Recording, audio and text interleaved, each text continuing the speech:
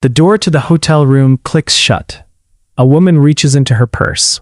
Her hands aren't shaking. That's the strange part. She pulls out a small velvet box, opens it, and slides it across the table. Diamond earrings. A down payment. For Amber's mom, she says. The cheaper one. The man across from her nods, plays along, keeps his voice calm. What she doesn't know is that under his shirt, a wire is running straight to a van parked outside, where two detectives are sitting with their headphones on, completely silent, because neither of them can believe what they're hearing. This is Wanda, and in about 12 hours, she is going to be in handcuffs because she tried to pay a hitman $2,500 to kill a 13-year-old's mother. Why? Because that 13-year-old's daughter made the cheerleading squad, and Wanda's daughter didn't. I need you to sit with that for a second, because this isn't a movie plot. This actually happened, and it gets so much stranger before it gets that dark. So stick around, because if you think a school board complaint is the worst thing that happens in this story, you have absolutely no idea what's coming.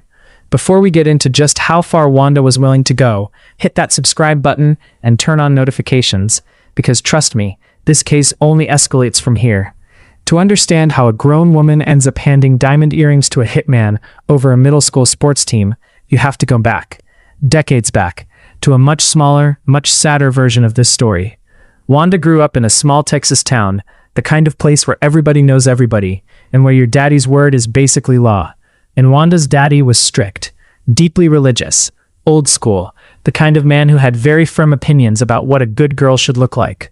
And what a good girl should not look like, apparently, was a cheerleader. See, young Wanda wanted nothing more than to try out for her school's cheer squad.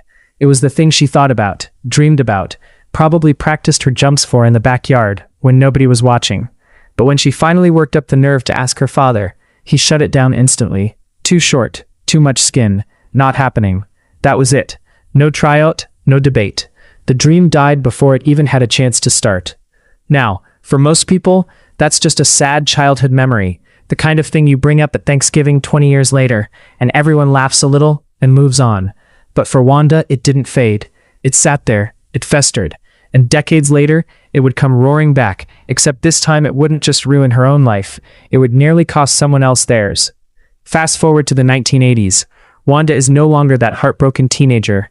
She's in her 30s now, married, still living in small-town Texas, and she has a daughter of her own. And here's where things start to get interesting, because Wanda doesn't just want Shanna to maybe try cheerleading someday, if she feels like it. Wanda is determined, and I mean determined in a way that should have raised some eyebrows, to make sure her daughter gets to live out the exact dream that was taken from her. Modeling classes, private cheer coaching, eventually a spot at one of the most competitive gymnastics studios in the area.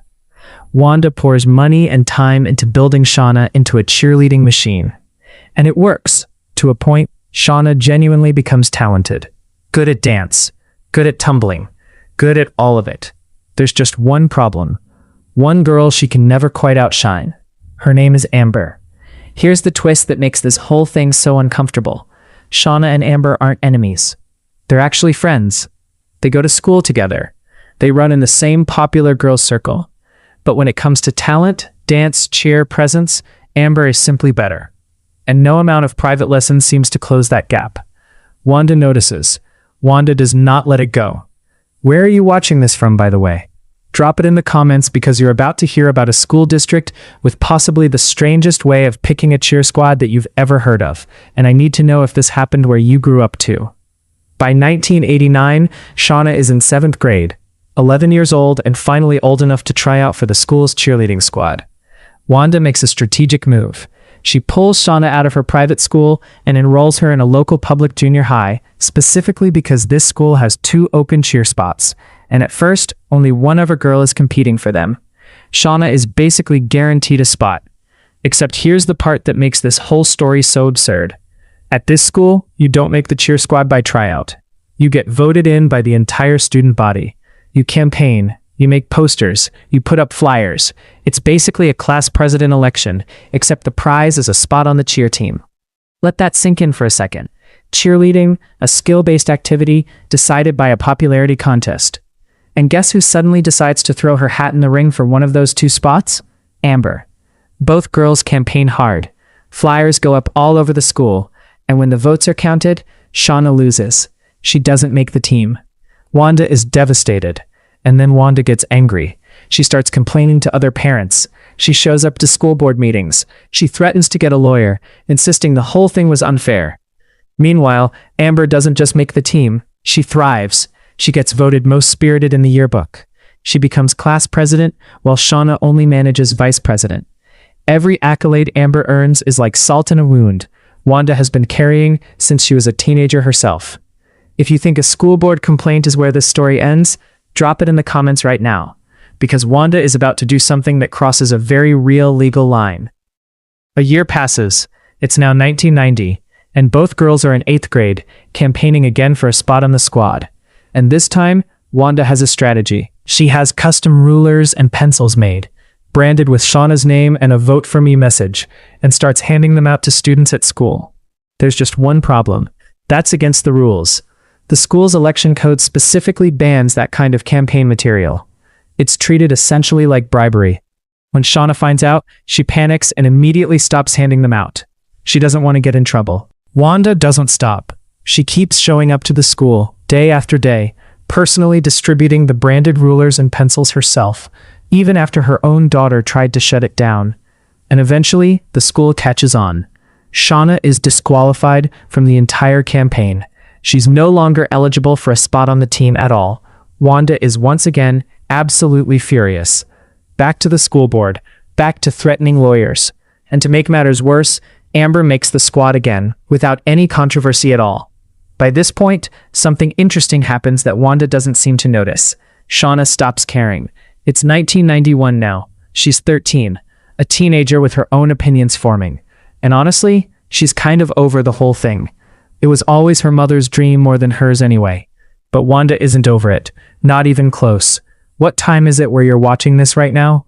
Because what happens next takes place right around the holidays, a time most families spend arguing about football or who's bringing the pie. Wanda spends hers plotting a murder.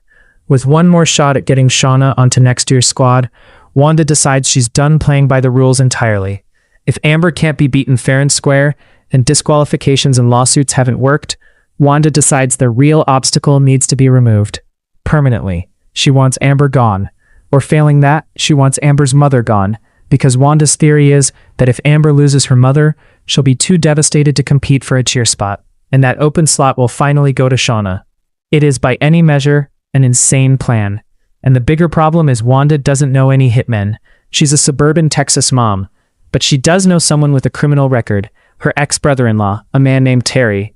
She reaches out to Terry and lays it all out for him. Can he help her find a hitman? Someone who can take care of Amber, or Amber's mother? Since honestly, Wanda doesn't love her either.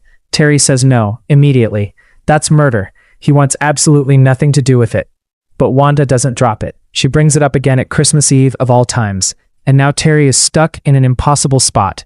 He needs money. He's trying to stay out of trouble, stay clean, stay far away from anything that could send him back to prison. But he also knows something dangerous now. If Wanda finds someone else to do this, and it ever comes out that he knew and said nothing, he's an accessory. He's implicated either way. So Terry makes a decision that changes everything. He goes to the police. Terry tells detectives everything that his ex-sister-in-law is actively trying to hire someone to kill a middle schooler's mother, possibly the middle schooler herself, over a cheerleading spot. Police don't take chances with something like this. They set up a sting. Terry agrees to wear a wire. He reaches back out to Wanda, sets up a meeting this time in a hotel room, and tells her he's found someone. Inside that room, Terry plays the part perfectly. Calm, businesslike, like he's negotiating a used car sale instead of a murder. He lays out the pricing. $2,500 to kill Amber's mother.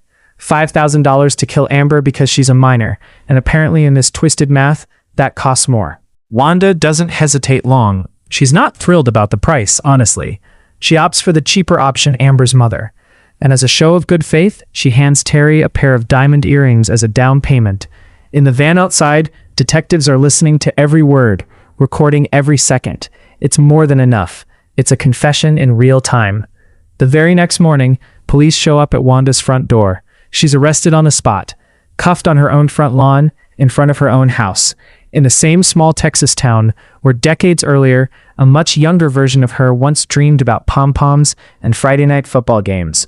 and where instead of ever letting that go, she nearly took another mother's life over it. Wanda's case goes to trial, actually. It takes 2 trials before the whole thing is settled. In the end, she's convicted and sentenced to 10 years in prison for solicitation of capital murder. 10 years. She serves 6 months.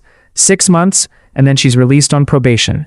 A woman who tried to arrange the murder of another mother over a middle school cheerleading squad walks free in less time than most people spend on a single college degree. Meanwhile, somewhere out there, Amber's mother is alive, living her life, because Terry made a choice that Wanda never expected, the choice to walk away and tell the truth, even when it meant turning in his own family. What's the weather like where you're watching this from today? Because somewhere in Texas right now, that's just an ordinary, unremarkable question for a family that almost lost everything over something as small as pom-poms and a school vote. If this story left you as stunned as it left me, subscribe and drop a comment telling me what part shocked you the most. Was it the earrings, the pricing, the 6 months? Because trust me, this is far from the strangest case I've got for you.